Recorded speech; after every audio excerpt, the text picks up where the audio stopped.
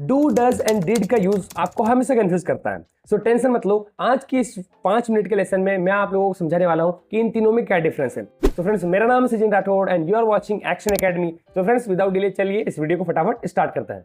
So friends, सबसे पहले तो हम समझते हैं डू और डज का यूज कहां पर होता है। तो आपने यदि टेंस पढ़े हैं तो आपको पता हो डू और डज का यूज प्रेजेंट सिंपल टेंस में होता है। क्योंकि डिड जो है वो एक बिल्कुल ही अलग टेंस है, वो पास्ट टेंस का है। अभी हम बात कर रहे हैं डू और डज। तो डू और डज प्रेजेंट टेंस में यूज किए जाते हैं। अब एक और चीज, डू और डज एक हेल्पिंग वर्ब है। चूंकि हेल्पिंग वर्ब का यूज हम या तो इंटेरोगेटिव सेंटेंस बनाने के लिए करते हैं या तो नेगेटिव। इंटेरोगेटिव का मतलब कि आप कोई प्रश्न पूछे तो आप हेल्पिंग वर्ब को पहले यूज करते हैं।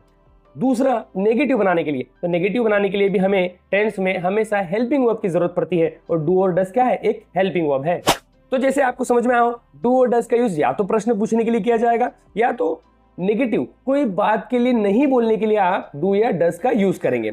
अब देखिए, डू का यूज और ड का यूज अकॉर्डिंगली किसके साथ होता है, सब्जेक्ट्स के साथ होता है। तो डू का यूज आई यू वी दे के साथ होता है और डज का यूज ही शी इट या किसी नाम के साथ किया जाता है, जैसे राम या श्याम। तो ये था हमारा डू और डज, जो मैंने आपको ब्रीफली बेसिक इसका बता दिया कि डू और डज का यूज किस तरीके से किया जाता है।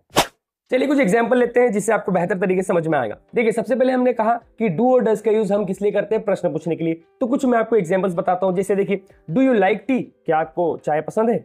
डू दे स्टडी डेली, क्या वे रोज पढ़ाई करते हैं।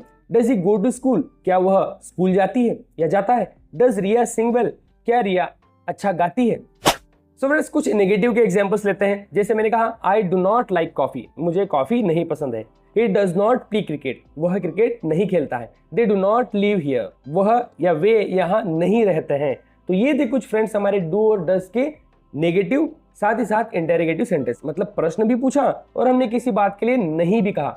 यदि आपको किसी से प्रश्न पूछना है प्रेजेंट सिंपल टेंस के लिए, जिसमें आपको पूछना है कि क्या तुम ये करते हो या नहीं करते हो, या तुम यहाँ जाते हो नहीं जाते हो, ये तुम काम करते हो या नहीं करते हो, क्या से शुरू हो और जिसमें प्रश्न पूछा गया हो, तो हम डू या डज का यूज करेंगे अकॉर्डिंगली किसके साथ, सब्जेक्ट के अनुसार। यदि ही शी इट नेम हो तो डज लगा दिया और आई यू वी दे होगा तो क्या लगाएंगे, डू। तो बड़ा ही सिंपल टेंस है प्रेजेंट सिंपल, जो सारे ही 12 टेंस में पहले नंबर पर आता है। और आपने यदि इसे पढ़ा होगा, थोड़ा सा भी यदि पढ़ा है, तो आप इसको समझ पा रहे होंगे।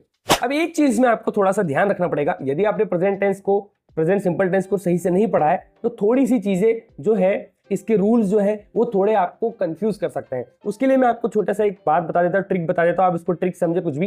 तो आपको ये ध्यान रखना है कि डज लगता है तो वर्ब की फर्स्ट फॉर्म का यूज किया जाता है। यदि आप डू और डज का यूज कर रहे हैं तो डज का यूज और डू का यूज कब किया जाएगा, आप करेंगे इसका अपने इंटेरोगेटिव में या तो नेगेटिव में। दोनों को ही जब आप बनाएंगे तो वर्ब की फर्स्ट फॉर्म का यूज होगा। हम एस और एस का यूज नहीं करते, क्योंकि प्रेजेंट सिंपल में अफर्मेटिव में हम एस और एस लगाते हैं, इसीलिए स्टूडेंट्स कंफ्यूज होते हैं। और नेगेटिव इंट्रोगेटिव में भी क्या करते हैं, एस और एस जोड़ते हैं। जैसे मैं आपको एग्जांपल बताता हूं, मैंने कहा ही डज नॉट प्लेस नहीं होगा, मतलब वह नहीं खेलती या वह नहीं खेलता है। तो यहां पर he does not place, play के साथ एस और एस नहीं लगेगा। सही सेंटेंस होगा ही डज नॉट प्ले, सिर्फ प्ले, एस और एस नहीं लगेगा। सो फ्रेंड्स, अब हम बात करते हैं हमारे दूसरे हेल्पिंग वर्ब जिसका नाम है डिड। तो डिड जो है फ्रेंड्स, ये डू की ही सेकंड फॉर्म है और इसका as a helping verb use किया जाता है पास्ट सिंपल टेंस में।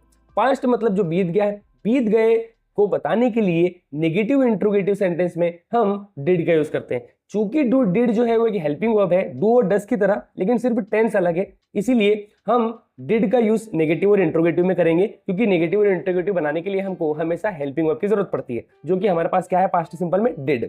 तो फ्रेंड्स, इसका यूज आप कोई भी सब्जेक्ट हो, चाहे आई यू वी दे हो, चाहे ही शी इट नेम हो, सभी के साथ हम इसका यूज करेंगे डिड का। क्यों? क्योंकि यहाँ पर एक ही हेल्पिंग वर्ब है। प्रेजेंट सिंपल में डू और डज थी, इसीलिए आई यू वी दे के साथ हमने डू लगाया, ही शी इट नेम के साथ हमने डज लगाया। लेकिन इस यहाँ पर पास्ट सिंपल में डिड के साथ ऐसा नहीं है, एक ही हेल्पिंग वर्ब, सारे सब्जेक्ट्स के साथ आप डिड लगा दे। चलिए फ्रेंड्स, कुछ एग्जांपल्स लेते हैं। जैसे मैंने कहा, जब आप प्रश्न पूछेंगे तो किस तरीके से डिड को पहले यूज करेंगे। Did you go to the market, क्या तुम बाजार गए। डिड शी कॉल यू, क्या उसने आपको फोन किया। Did they enjoy the party, क्या उन्होंने पार्टी एंजॉय की। इस तरीके से ये प्रश्न पूछे गए, तो प्रश्न पूछने के लिए भी आप डिड का यूज करेंगे पास्ट सिंपल में। सो फ्रेंड्स, कुछ नेगेटिव के एग्जांपल आपके सामने है। देखिए, आई डिड नॉट ईट ब्रेकफास्ट, कि मैंने ब्रेकफास्ट नहीं किया या मैं नहीं करता था। आप हिंदी पे मत जाइए कि ता था ती थी कोई स्वर पे अंत हुआ, आप ये समझे कि हम प्रैक्टिकल एग्जांपल्स किस तरीके से हम बना सकते हैं डेली लाइफ में। तो मैंने कहा I did not eat breakfast. दूसरा sentence, he did not study for the test, उसने टेस्ट के लिए स्टडी नहीं की, they did not come yesterday, वे कल नहीं आए।